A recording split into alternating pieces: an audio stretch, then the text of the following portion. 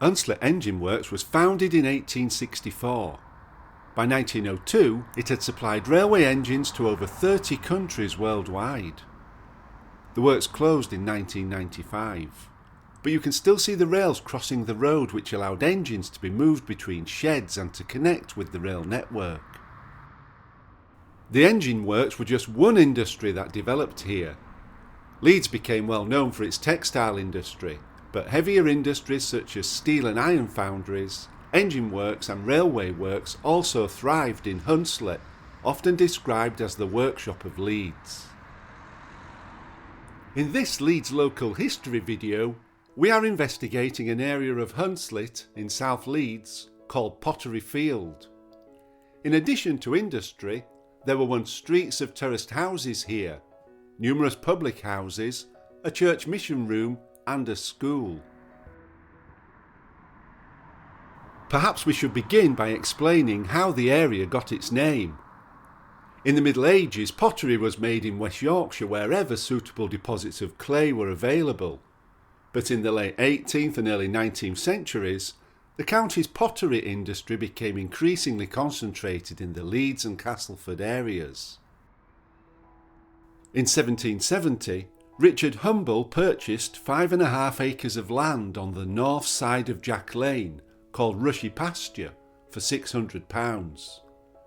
It was here that the Leeds Pottery was founded by Humble and the brothers John and Joshua Green. The Green's cousin Saville Green and an entrepreneur, William Hartley, joined soon after. The Leeds Pottery was located here. It became best known for its creamware, often called Leedsware, and was to become the main rival to Josiah Wedgwood's pottery factory in Staffordshire. Wedgwood had invented the improved creamware production process, used from the 1760s. Creamware production included the use of flint, and Leeds Pottery had its own flint windmill. It also had a good supply of coal. From its opening in 1758, horses pulled thousands of tons of coal a year down the Middleton Colliery Wagonway to coal staves near Leeds Bridge, passing right in front of the pottery. We can still see its route beside the location of the Leeds Pottery, behind this gate. This is a disused section of the Wagonway, today better known as the Middleton Railway. Middleton Railway is the oldest continually working railway in the world. The Leeds Pottery had its own supply of clay, but, like the Stoke potteries, it relied on Cornish clay for the manufacture of creamware. Of course, Stoke is 120 miles closer to Cornwall, and transport costs were lower for the Staffordshire potteries. Leeds Pottery had financial problems from early on, but they bounced back again and again until closure in the 1880s. The 1881 census returns show Charles Taylor, then aged 49, as a master potter, employing 250 men and women, and living at the pottery with other members of his family. Sadly, the Leeds Pottery closed down soon after this. In 1840, the North Midland Railway opened a terminus at Hunslet Lane to the south of Leeds city centre. The lines connecting the station passed directly through Leeds Pottery's field, in a cutting which is still present today. Hunslet Lane's role as a passenger station was short-lived, but it remained a goods station until its closure in 1972. In 1989, Crown Point Retail Park opened on the site. This map from 1849 shows how the railway passed through the area in a cutting. From being known as the Pottery Field, the map names the area as Pottery Field for one of the first times. In addition to the Leeds Pottery, there is also Leafley Road Pottery, one of several other potteries round about Holbeck and Hunslet. The Leeds Pottery flint mill can be seen on the map, along with clay pits and a brick field. But it is clear that even by this time, Pottery Field is being developed for more and more purposes, including houses and heavy industry. Two features that remain to this day at Pottery Field are the Pottery Bridge over the old railway on Leafley Road, which is often busy with cars, and the Pottery Field Bridge on Ivory Street, which is much quieter. Another feature from the past that remains is this intriguing archway on Pearson Street. This was in fact once the entrance to a railway foundry, forging iron and brass. The entrance used to have rails, so that wagons and possibly engines could enter. Today, only the arch and a couple of walls remain to remind us of the past. Alongside this foundry, small terraces of houses were built to provide homes for the increasing numbers of workers. There were also shops such as grocers and pubs. The Hope and Anchor Inn was at the end of a short street facing on to Pearson Street. This undated photograph provides an insight into the community that was established. In fact, there was once 3 pubs on this short road. Working in the foundries that developed in this area was obviously thirsty work. The census is useful in throwing light into the past. The 3 pubs that were here were the Hope and Anchor, the Union and the Albion. There was also a general grocer and a butcher. One of the landlord of the Union's sons gives his profession as pupil teacher.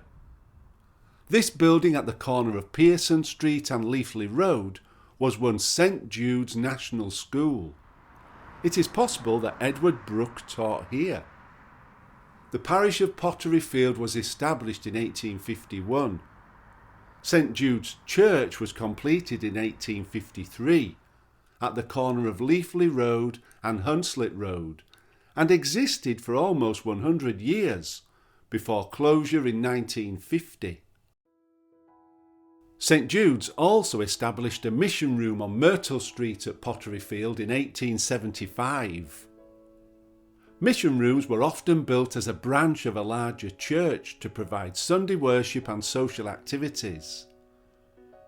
The dramatic growth of crowded urban areas in Leeds raised concern that the bulk of people weren't attending services, and mission rooms were a response to this. Nothing exists of the mission room today. St Jude's mission room was located within a second group of terrace streets at Pottery Field. This section was also well served with pubs, such as the Boyne Tavern, the Fleece, the Potter's Arms and the Pineapple. The Pineapple is prominent in this photo from the 1950s. Ross Street runs to the right and Ebony Street is visible in the distance. Sadly, all of the buildings in this picture were demolished after the 1950s to make way for development. The map from 1906 shows how heavy industry became a central part of life in Pottery Field, particularly engine works. The Boyne Engine Works of Manning, Wardle and Company was set up in 1858, around the time of the demise of E.B. Wilson & Co., one of the most notable early steam locomotive manufacturers in the area. Manning Wardle concentrated on specialised locomotives for contractors' use. The Grade II listed former offices and cast iron gates are all that remain. Hunslet Engine Works was founded in 1864 and over 2,200 steam locomotives were built on the site. It also developed diesel locomotives.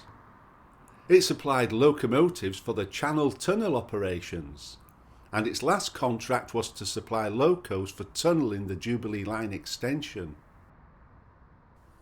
An unusual sight at Pottery Field was Scootacar, a British 3-wheeled microcar built by a division of the Hunslet Engine Company between 1957 and 1964. The shape of the car was designed by Henry Brown, who did it by sitting on a Villiers engine and then having an assistant draw an outline around him. The body was built in glass fibre and was very tall for its size. It was nicknamed the telephone booth. 2 people could be carried with a passenger behind the driver, or alternatively just squeezed in alongside. The Pottery Field engine works site is now the home of Schneider Electric, a French transnational corporation specialising in digital automation and energy management. Globally, it earned a staggering €34 billion in revenue in 2022. New companies like this have brought innovation and employment opportunities to the area in the same way that the previous industries did here at Pottery Field in the past. It is sad, though, that the community of Pottery Field has been all but lost. This 1950s view shows the properties on Ebony Street, with numbers 19 to 25 running left to right. Number 19 is the grocer's business of George Cust, serving the local community. A community consigned to history, like so many parts of old Leeds. If you have enjoyed this look at Leeds local history, take a look at the others on the channel. Subscribe so that you know when new videos are available. Thank you for watching.